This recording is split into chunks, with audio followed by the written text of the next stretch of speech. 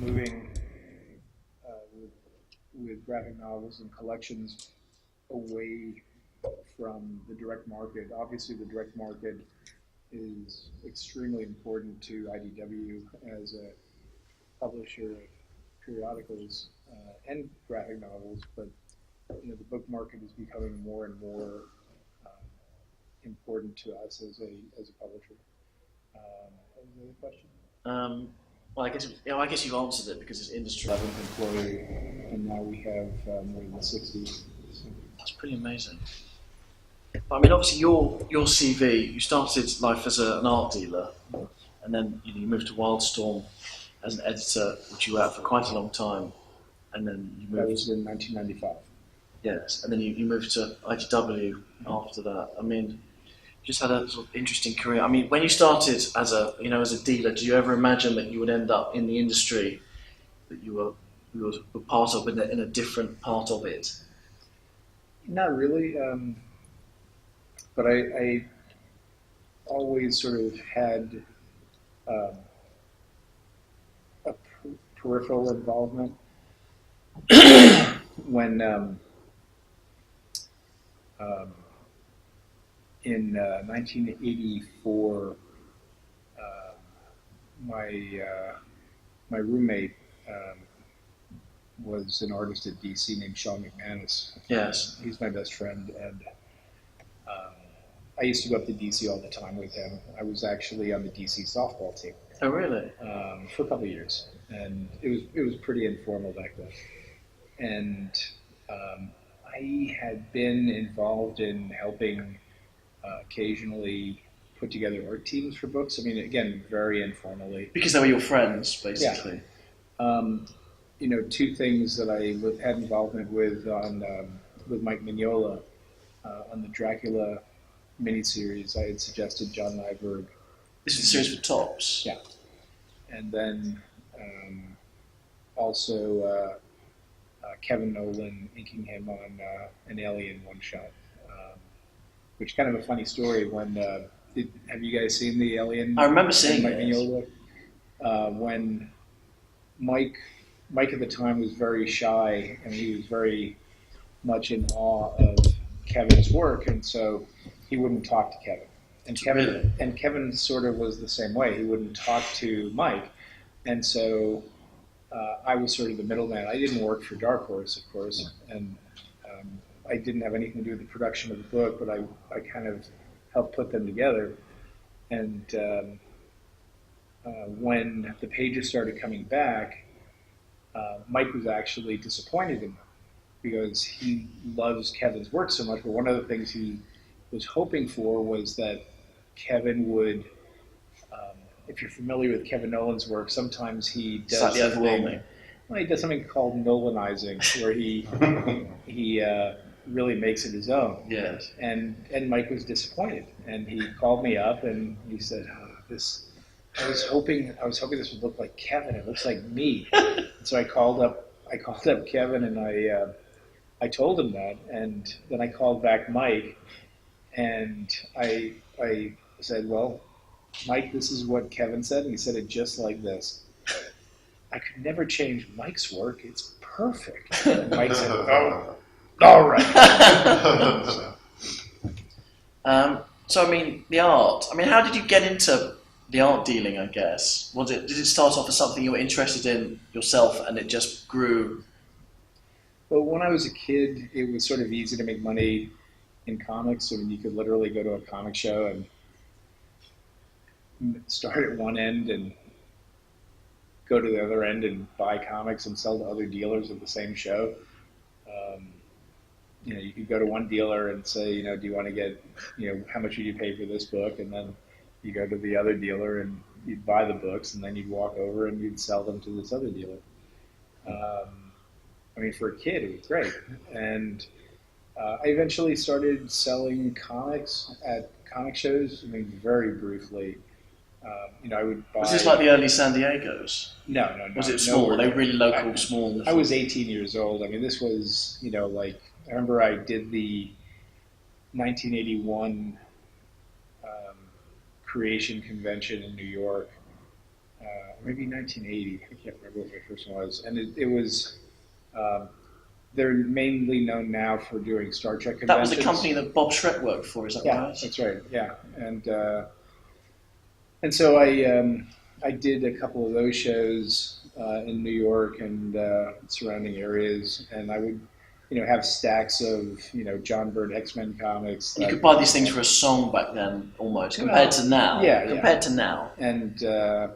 And so I would sell those, but I was always more interested in art than selling comics. I didn't really have an interest in selling comics. I liked, as a fan, I always gravitated towards good art. Story is obviously very important, but I always loved good art. And so I started buying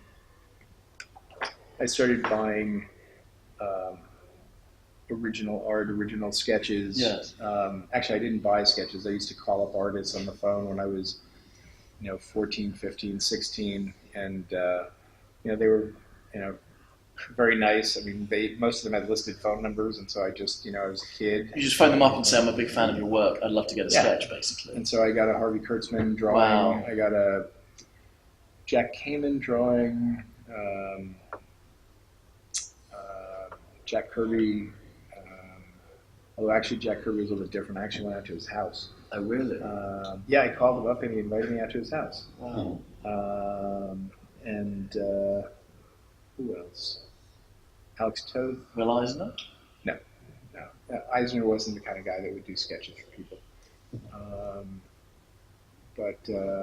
So I started doing that, and then I started. There was a comic shop in New York at the time that I started going to in the early '70s called Super Snipe. It was famous, wasn't it? Mm-hmm. And supposedly George Lucas was a partner in it. Yes. And they had a gallery around the corner that opened up in the mid '70s that had original comic art, and that was the first time I really saw.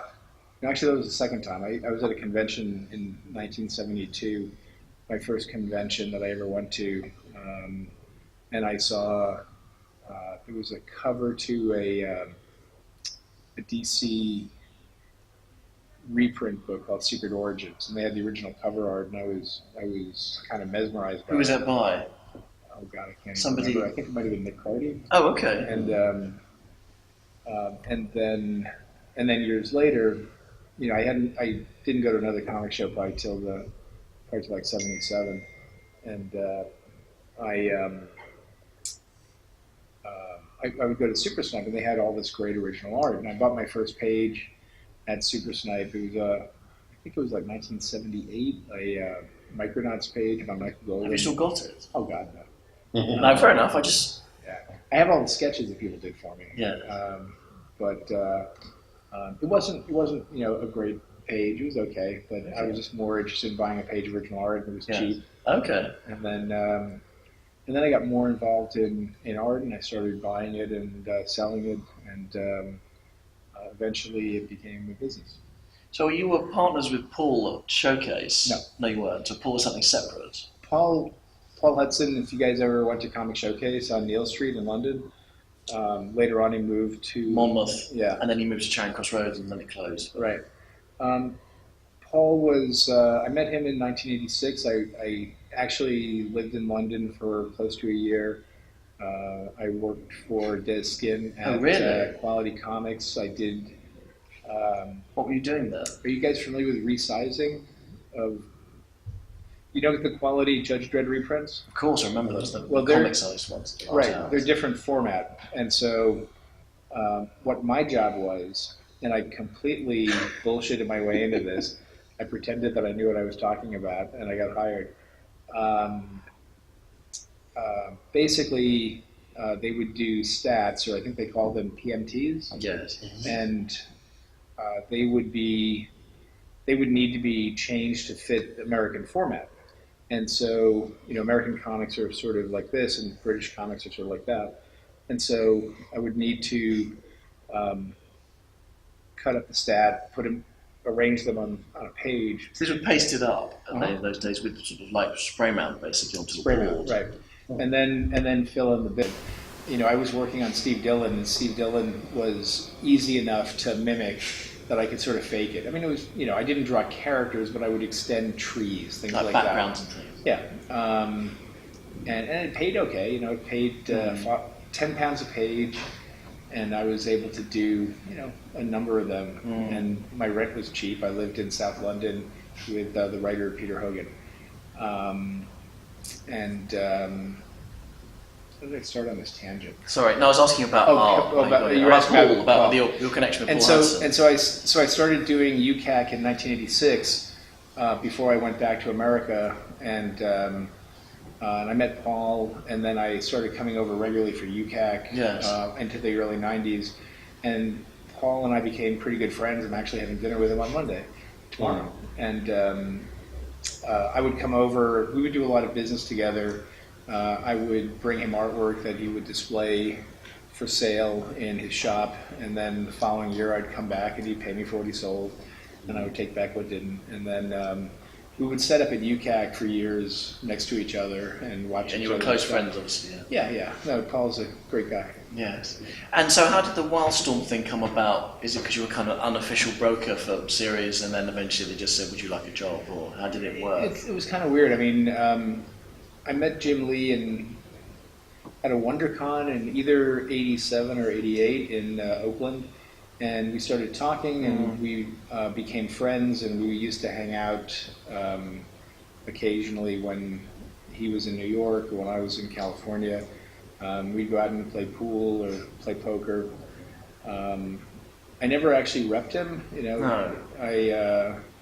We were just friends, and then. But, we became pretty close friends, and then eventually when he started Wildstorm at Image, he offered me a job. That was about, maybe 1992. And I asked him what it would be, and he said, I don't know, we'll make it up.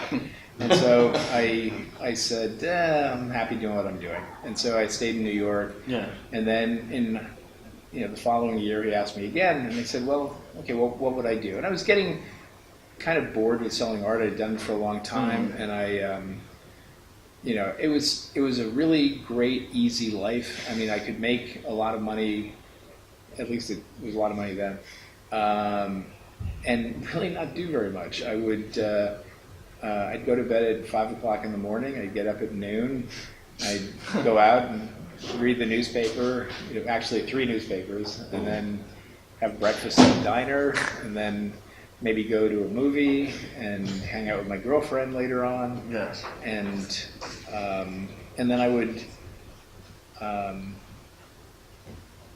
I'd place ads in the Comic Buyer's Guide, and so on those weeks I would get a lot of phone calls, and I'd stay in and sell art, mail it off, and do conventions maybe every month or so in different places, and it was getting kind of dull. It wasn't challenging, and so in '93, Jim asked me again, and again he didn't know what it was. And then in 1994, at the San Diego Comic-Con, I went out to Jim's house in La Jolla, and he threw a card game, and we used to play a lot of cards back then. And so I went and I played cards with him. He bought some art for me. Actually, it was funny. I was really tired. I didn't want to go out to his house, and he said, "No, bring some art. I'll buy a lot of art." I'm like, come on, I'm tired. He said, "No, I'll spend $10,000." And I said, "All right, fine." And so I dragged myself out there with the guy who was working for me at the show, a guy named Stephen Kelleher, who used to manage a comic shop in New York called Big Apple Comics. So I headed out, and we started talking, and he, I think that night, either that night or another night, might have been that night, he gave me a tour of the Wildstorm offices that were not built yet, that were actually being built out in La Jolla. And it's funny because I was actually there when Jim picked that office, kind of. I had gone on a trip to San Diego, and we had lunch together in La Jolla. At that time, they had an office in another part of San Diego called Mira Mesa. Yes. And we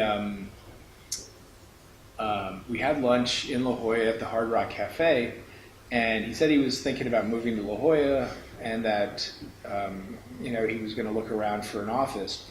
And then we walked out of the Hard Rock, and across the street was the La Jolla Bank building. Yes. And there was a big sign, to let. And so we just walked in, and we actually wound up walking through the offices that I eventually worked in. Did he say you'd be senior editor or? Or just editor? No, nothing like that. And so when we talked that night in 1994, he said he had an idea of what I would do, and that would be I would come out, sell art for the studio, and then do a line of prints. He bought at that time it was called an Iris printer. Now it's called a Giclée printer. Yes. But this giant printer that they actually had to take the windows out of the outside of the La Jolla Bank building because it wouldn't fit. It was literally that big. Mm-hmm. And he said, he offered me this job, and we're walking through the offices, and he said, this could be your office, this could be your office, this could be your office. And the old Wildstrom offices looked out on the Pacific Ocean. Yes. They had great views.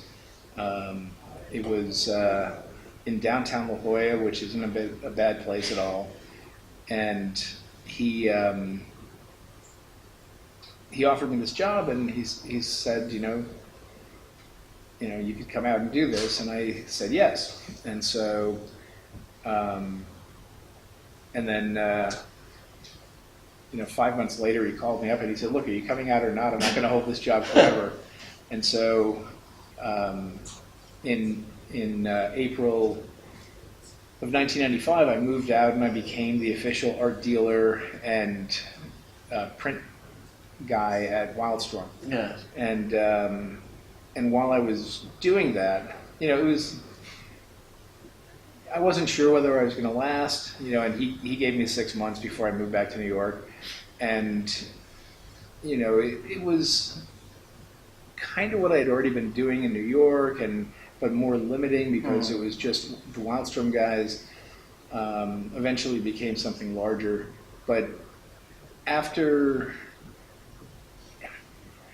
from the time that I got there, I would kind of insert myself into things because that's just what I do. I would suggest to Jim different creators he should use, different writers, different artists. At that time, a lot of the guys who were coming into the studio, because Jim was branching out into publishing more and more, and I would suggest different artists because he had these guys who, a lot of them drew like Jim Lee, and my feeling was, why have a second-rate Jim Lee when you can have a first-rate Arthur Adams or somebody like that, or Adam Hughes? And so eventually he got fed up with it, and he said, "Okay, smart guy, you know so much, you edit a book." And my first book was actually a Gen 13 Max crossover by Tom Cochler, who's here at the show also. Yes. And that was a learning experience. I had no idea what I was doing. And luckily there was an editor at Wildstrom who was very kind, named Sarah Becker. And Sarah really showed me how to do things, and I owe her greatly for that. And then my second book was Gen 13 Ordinary Heroes by Adam Hughes. And I was very happy with that one. That one came out pretty well. And then after that, I became special projects editor. and then a year later, Jim decided to make me editor-in-chief, which was sort of a surprise to me. I think it was a surprise to the editor-in-chief as well at the time. But that's another story. And so I believed in diversity of talent, and I wound up doing some books that I'm really proud of. I worked with, actually funny, one of the guys who I felt was a Jim Lee clone later on became not only a good friend, but also I think a really great artist, and that's Jeff Campbell, J. Scott Campbell. Yes. I remember and Jeff loves to remind me of this. When Jim sent me faxes of Jeff's work in '93 or '94, and I called him up and I said, "Man, I do not know what you see in this guy." And but to be fair, at the time, he was working over Jim's layouts, and he was nowhere near what he is today. But so I was the editor on the Cliffhanger books, Danger Girl, Battle Chasers, Crimson, and then later stuff too. The Alan Moore America's Best Comics line. Sam Keith did some books that I really love, Four Women and Zero Girl. At that time, I also edited a Batman miniseries that Sam did called Batman Secrets. One of the best moments I had was buying Planetary from Warren Ellis and The Authority. Let's see. Later on, I worked with Darwin Cook on The Spirit. I sort of have a reputation for being able to work with guys who are trouble, and I'll put that in quotes because I don't feel they're trouble. I feel they have their own special vision and they need special care. So I worked with Darwin. I got a call from Dan DiDio asking me if I would be interested in working with Darwin on The Spirit, and I was like, yeah, I think I'd be interested in that. So, but anyway, that's how I got to Wildstorm. Okay, and so the jump to IDW. So what was the DC, and I was fired, and then the publisher. Well, I won't go into it, but I wound up having a 10-month paid vacation. Okay. I left and I had a contract, and so I was paid out for my contract, which ended on the last day of March 2008. I left DC in early June of 2007, and everybody, with the exception of the former publisher of DC, was very supportive of me throughout it. I mean, Jim was, incredible. John Nee, who's actually, it's funny. Two of my closest friends are the publishers of DC Comics and Marvel Comics. Yeah. So, what am I? Nothing. Anyway, and so I was thinking about starting up my own company, and I was talking to my wife about it, and telling her that if we do this, we'll probably need to sell the house and move into an apartment and really tighten our belts. We had, at that time, our kids were 2007. Sam was 2, Alex was 6, and she was incredibly supportive of it. And at the time, I had been offered a bunch of different jobs from people. Some were like just freelance editing. A couple of places called up and offered me large positions. One of them was really funny. They called up. I don't even remember the name of the company. They don't exist anymore. But they called up and they said they wanted me to be editor-in-chief. And I said, oh, okay. And they asked me what my salary requirements were, and I said, well, let's turn it around. What kind of money you're offering? And they told me, and they said, yeah, we can pay you an awful lot of money. And then I told him that my salary at DC was more than that, and I thanked him for his offer. And I was offered a job at another company, but I felt I couldn't work for them. It never got to the point of talking about salary because of just ethical things. And then around that time, I started playing cards, of course, with Ted Adams at IDW. and not for any. Just for social. Yeah, and we started going to there are local Indian casinos that are in San Diego, and we used to go to this one called Viejas. And we went, 4 or 5 times, and then we started, and we would talk as we would drive out, because it's like an hour drive each way. And then, maybe a month later, this is probably the fall of 2008 at this point. And then I got a call from him, and he asked me if I'd have lunch with him, and so I did. And he said he wanted to offer me a job at IDW, and I said, no, I'm really not interested in a job that would make me editor-in-chief. I did that, and it's not for me. And you have a really good editor-in-chief right now in Chris Ryle. Mm-hmm. And he said, no, I don't want you to be editor-in-chief. I want you to be the special projects editor.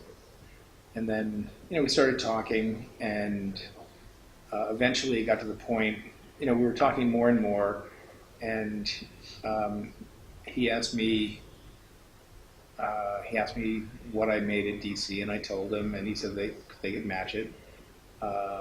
And we talked about a lot of different things, and then it got to the point on like our 3rd or 4th lunch where I had made a list of things I wanted to do or ideas I had, and about half of those things were things I tried to get done at DC and was met with skepticism. And I gave Ted the list. I said, if we're going to do this, then, I want you to know what you're getting into, because these are some of my ideas. And he loved the list, and he said that, he didn't know if we could do all of these, but he thought every one was, a decent idea. And so we agreed that I would start at IDW on April Fool's Day, which was the day after my non-compete ended, and I did, and so I've been there ever since. So what was the first artist edition that you put out? That was it That was Dave Stevens. Oh, it was Dave Stevens. Stevens Rocketeer. So what's interesting is that now there are other companies that do sort of similar format books. Only like 8. Well, there's graffiti. No, but when you put that out, no one was really doing huge archival reprints of. I knew you had the EC, the Cochrane, but they're not quite the same because they're not as big and there's a slightly different approach. But okay, first I'll say that I feel that EC comics are my favorite comics ever, and I feel the Cochrane books are the definitive work. That there isn't anything better because it's complete. Yes. And it's in black and white. It's not scanned from the original art. Well, okay, it is scanned from the original art, but it's cleaned up and it's in black and white, not in color, so it's different. But that's to me, an amazing achievement. But when I first I'd been thinking about doing something like an artist edition for a long time. I actually used to be a member of this thing called an APA. Do you guys know what an APA is? That's the Amateur Press Association. And there's an APA that's still running. It's Comics and Fantasy Art APA, I think. That's something like that. And I used to be a member of it, and one time they did a Neil Adams issue, and I did a pretty long interview with Neil, and that ran in it. But I also had a number of pieces of art, and some of them were pencil. And I made photocopies. I used to have to make 60 copies of an APA, send it to a central collator who'd put it together, and then mail out the finished thick book. They range from like 300 to 500 pages. And for that particular thing, I made these photocopies of some pencils by Neil Adams, and they just looked terrible. And so I decided to splurge and do that portion of my contribution with color copies. And now color copies then were pretty expensive. but it looks so nice. And so that's kind of how I feel that's my first artist edition. And then years later, I was looking through a book on Batman collectibles that Chip Kidd had done. I remember that. And in that book, he had a page of Neil Adams art again from Batman 251, Batman, the Joker's Five-Way Revenge, and he had photographed it, and it was printed in color, and you could see. I used to own actually the page that was in there, and you could see at the time. There's always like blue pencil notations on art, especially DC, not as much with Marvel. But at the time, DC was using this big, fat blue marker. It was instead of a pencil. It was just this big, sprawling thing on this art, and you could see it really clearly, and you could see, the whiteout, and you could see everything. And I remembered those color copies I did, and so. I had talked about doing something like that at DC, and that just wasn't going to happen. DC will try things second. They don't try things first. And a lot of my best friends are at DC. Hello. But with this particular idea, I wanted to do something like an artist edition. So I went to Ted Adams, and I said, look. We had talked about maybe doing side projects outside of IDW, and I said, so I have this idea for a book. It's going to cost a lot of money, and I don't think you'll want to do it. And I walked him through what it would be, and he said, "Oh, let's try it." And so we tried it, and originally it was going to be direct to consumer because they're so expensive to print that I didn't think any dealers would buy it. And I found out quickly that I was wrong. And so Cliff Biggers, who does Comic Shop News, contacted me because we had advertised it for sale. It debuted at San Diego Comic-Con, and retailers were upset, apparently, because they weren't offered it at a discount. And so Cliff called me up, and we decided Cliff came up with the idea of doing a courtesy discount. So instead of being the typical discount of 50%, it was a 25% discount. And so we did a quick solicit through Diamond, and we got way more orders than I was expecting. And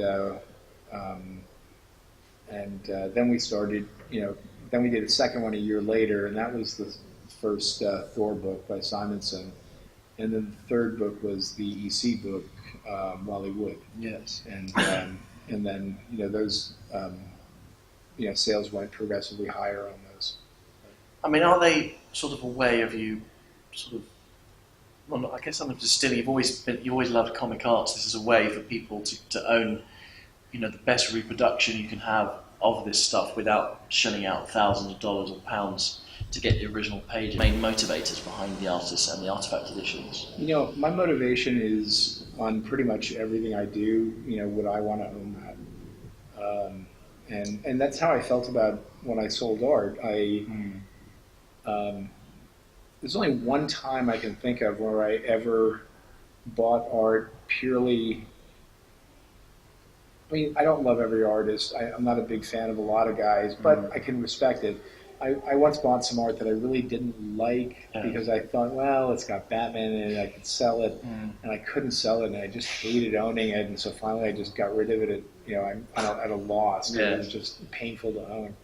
I don't mind owning. I mean, I have a lot of art still that nobody else is interested in, but I like it. And I mean, I have a dozen pages from a book that you guys have never heard of, called The Score, a painted book by Mark Badger. I remember I've got that. Yeah, I've got these like giant pastel pages that are just beautiful. But actually, that's the funny thing when. What does he do now?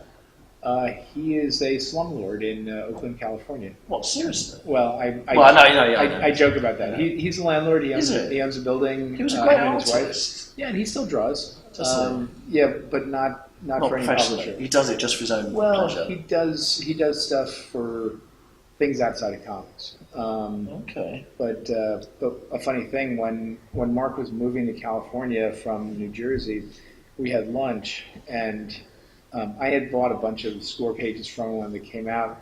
And then when he was moving, he had a whole bunch, and he said he was going to throw them away. And I said, "Don't throw them away. I'll buy them from you."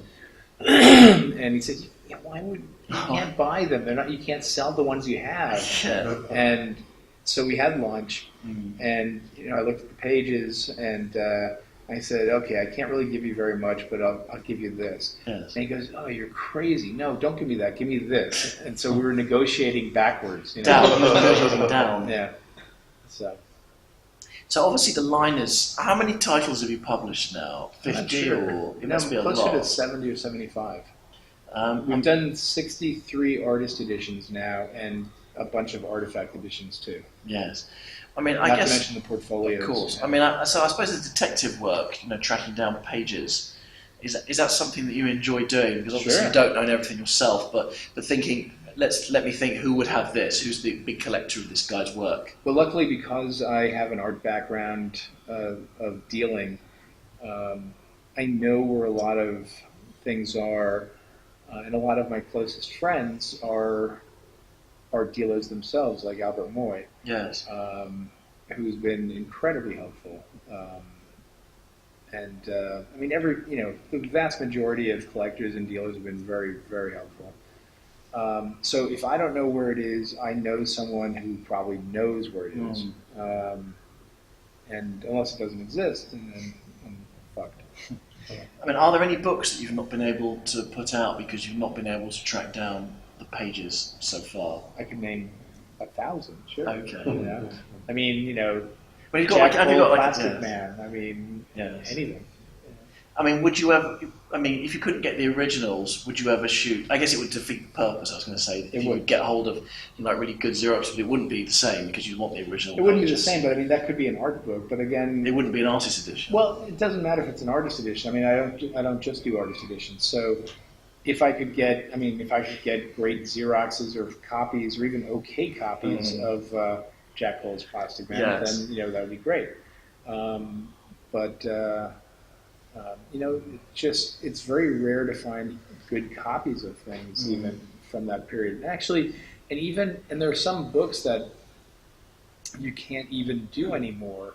I mean, like, to me, the best book ever on a comic artist, an art book on a comic artist, is A Look Back, the Bernie Wrightson. Yes. I mean, that is just an amazing piece of work. I mean, it covers, really, I mean, it covers before 1970, but really 1970 to 1979.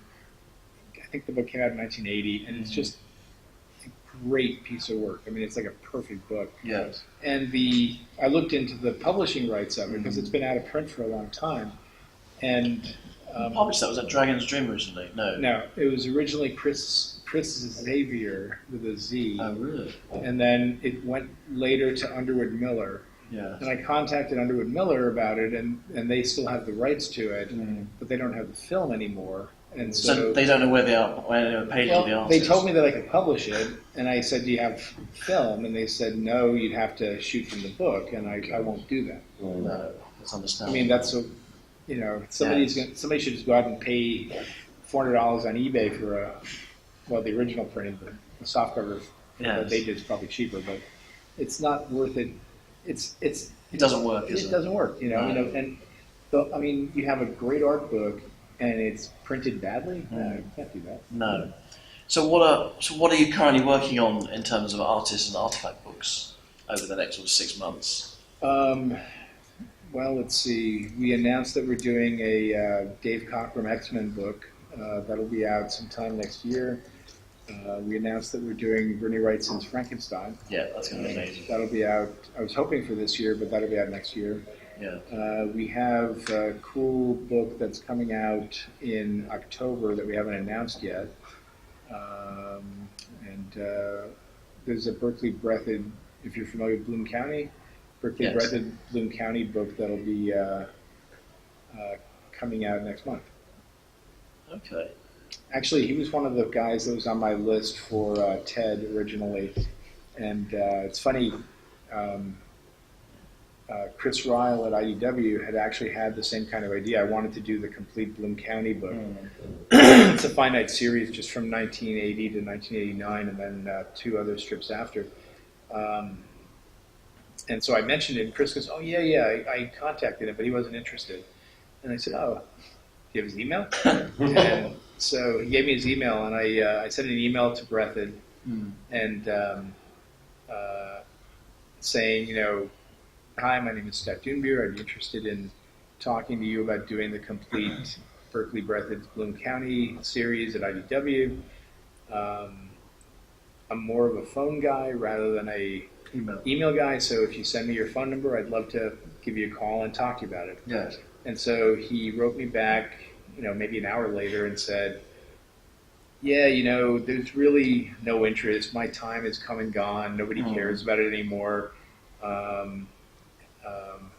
But here's my phone number." So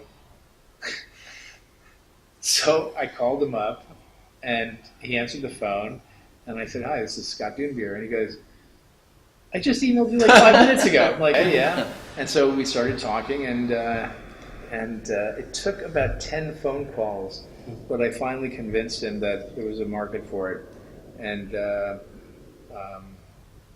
then we agreed, and we did the books. And actually, it's a funny story because at this time, I had never met him in person. We've talked a dozen times, and I get a phone call from him. We're putting together stuff. I'm getting tear sheets from different people, and a lot of clippings and things that we are going to use to put together the entire set. I mean, the strip was in 1,200 papers, so getting source material wasn't a problem. No. But getting great source material is always a problem. But there were a lot of printers' proofs, so that was good. But so I get a phone call from him, and he says, "I got a lot of stuff up here that might help make the book a little bit better. And if you want to drive up," he lives in Santa Barbara, and in this house that is amazing. It has like the greatest view ever. I mean, it's like 180 degrees of the Pacific Ocean, Wow. halfway up a mountain. It's incredible. So I say, "Sure." And so I drive up, and he lives on this, like I said, he's halfway up a mountain. It's like this curving road that's hugging the side of this mountain, and there's like a sheer cliff over here. And there's one lane, so there are turnouts for other cars coming in the other direction. But I get up there, and he opens up his garage, and he points at these. You guys have Tupperware over here? Yes, of course. So there were like those big Tupperware containers that you put coats in under your bed, like 18 by 24 inches. So there's like 6 of those. And I look at them, and I say, "Berkeley, are those originals?" And they're in his garage, and he goes, "Yeah." And I say, "Those are originals?" And he says, "Yeah." I said, "Those are worth a lot of money." And he said, "Yeah." And he says, "Well, will it make it a better book or books?" And I say, "Yeah." And I said, "Are you sure you want me to take those with me?" And he said, "Yeah, I trust you." And he said, "I mean, you'll take care of them, right?" And I'm like, "Yeah, pal, I'll take care of them." And I said, "Yeah, I'll take good care of them." He goes, "Okay, then take them." And so I spent like 3 weeks putting them in order because they weren't in any kind of order. They were just slapped in these boxes. And the real crazy thing was, a lot of times they didn't have dates on them, and a lot of times they didn't have years on them. Well, okay. They all had years on them, but they didn't always have the right years. Oh, yeah. So he would have like a strip from 1986 that would say 1984 because they were pre-printed, and he would use whatever he had in front of him to draw on. And so I luckily, some guy had like clipped every single strip and put them in binders in these 6 little notebooks and given them to Berkeley at a show. And Berkeley had no idea who he was. But without that guy, it would have been a much more difficult task. I was able to actually put every strip in order. And actually, it's funny because every single daily now actually has my handwriting on the top left corner, very small, not in the art, but on the paper, with the correct date and year. Yeah, my wife helped me. Our living room was covered with strips, all over, and it took a while to do it. And he didn't have all of them. He had sold a bunch of them. He probably had 40%, which, there's a lot of strips. He ran for 8 years and 8 months. And so that's how that project came together. Did you reprint the Outland stuff? We did 5 Bloom County books. We did the complete Outland and the complete Opus. Those were each 1 volumes. And then slightly easier to put together because there was less of them. Yeah. No, they were. They each ran for 5 years, but they were only Sundays. So they were a lot easier to do. He had most of Outland, and he didn't have any of the Opus stuff because that was all done digitally. Oh, really? So that was easier because you could run that straight from the files. Yeah, I guess. Obviously. Okay, I'm going to open up quickly if anyone's got any questions for Scott. Gentlemen. As I'm sure you're aware, John Byrne's been drawing pages of what would be he'd call his X-Men, and basically just from the book when it's born. Obviously, John Byrne's fans been looking at them. Is there any possibility that IDW might team up with Marvel, possibly to put those pages out? It's my impression that Marvel is planning on doing that. Ooh. So, I cannot speak for Marvel, but it's a Marvel. I think it would be highly unusual for Marvel to. It's one thing to let us do archival material of their work, and yes, we do new kids versions of the Avengers and Black Panther and whatever, and Spider-Man, but it's a totally different thing to go with something like that, I think. I think that would be, probably more realistic to think that would be a Marvel project. Would I like to do it? Of course. But, I'd also like to do Batman, That's not going to happen. Not anymore. I don't know if you can talk publicly about DC, your change in the relationship between IDW and DC. You said it was a little bit more problematic.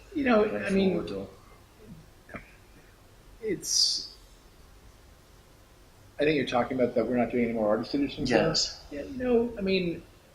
Things change at companies. They have different ideas. We have a very good relationship with DC.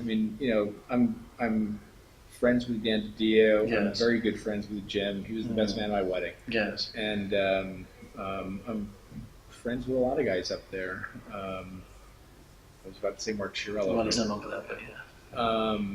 But my hope is that eventually they change their mind and they walk back on not doing any more artist editions with us. And it's not just us; it's also Graffiti. They sort of had a change. They just had a shift. I'm not really sure why. No. But I'm hoping to do more in the future. Mm-hmm. How do you? Oh, sorry, gentlemen. Yes, just want to ask about the big books, about the format. Around the same time that your books started coming out, just a couple of years before that, in Europe, they started doing, especially the Francois books, Spirou, Gaston Lavocave, in almost exactly the same format. Yeah, were you aware of that, or how did you decide the format? It's absolutely a complete coincidence. Yeah. I was not aware of them, and I've seen them since. I actually don't own any, but I've seen them. It was just a complete coincidence. And how did honestly, you decide on your format? Well, to the me, dimensions, for instance. It's the dimensions are different depending on the size of the paper. Okay. So, for instance, I've done books. Most of the books for modern art are 12 by 17 inches because the original art is approximately 11 by 16 inches. On the older stuff, the twice up stuff, those books are 15 by 22 inches because the size of the art fits in that format. You know, like the old Marvel stuff. We can't do bigger than 22 inches, so I had to not shrink, but cut some of the paper on the spirit books because those were a little bit too big.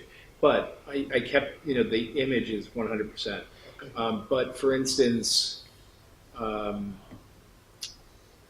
me think, which book? The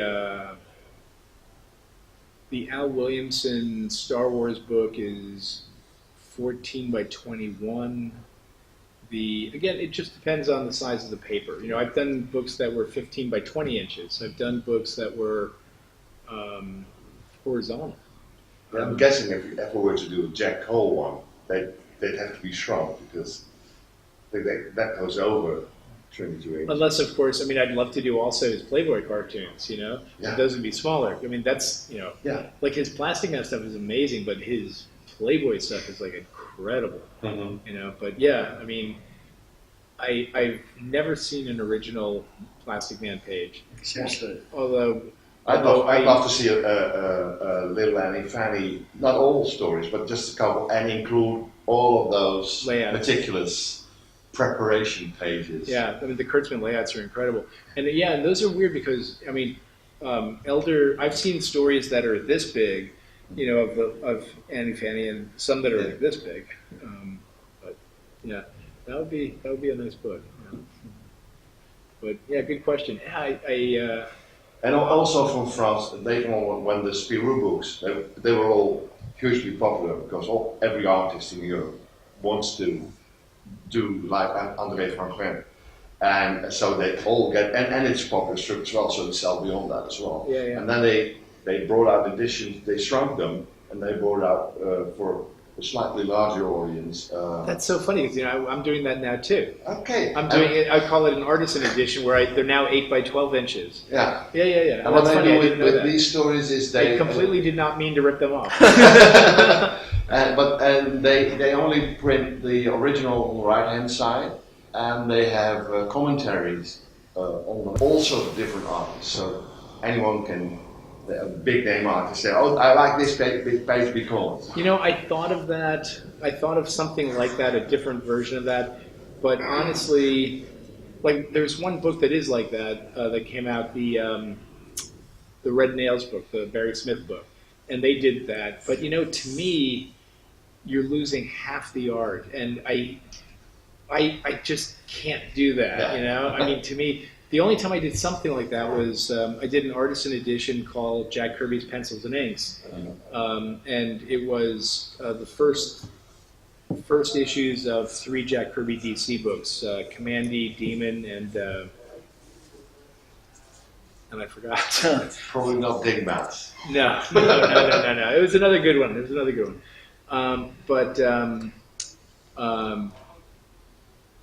Jack Kirby at that point had started in like in 1970 or 71 when he went to DC. He got a photocopy machine, a very early one, and he made photocopies. So they're not very good photocopies, but I printed them, the pencils on the left and the inks on the right. Except for the double page spreads because he wasn't able to copy those because he had to feed the art into it, and he couldn't do it with the full size spread. That's so. I think we might wrap things up because there's a panel at 12. But I'd like to thank everyone for coming, and thanks to Scott. Thank you. I hope I didn't bore.